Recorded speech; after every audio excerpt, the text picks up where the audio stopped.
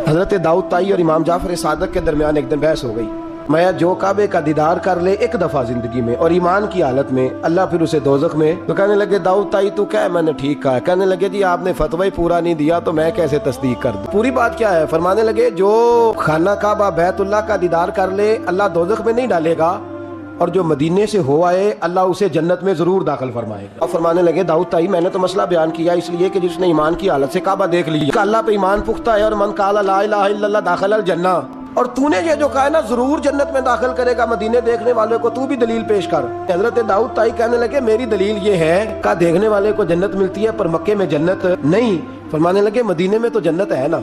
फरमाया मेरे मिंबर और मेरे घर के दरमियान जितनी जगह है वो। और हजरत इमाम जाफर सादिक से कहने लगे हुजूर देखे ना, फरमाता है जो जन्नत में गया हम फीहा खालिदून, फिर निकाला नहीं जाए। तो कहने लगे मेरा अकीदा है जो दो नफल भी रियाजुल जन्नत में पढ़ ले अल्लाह उसे जरूर जन्नत में दाखिल फरमाए।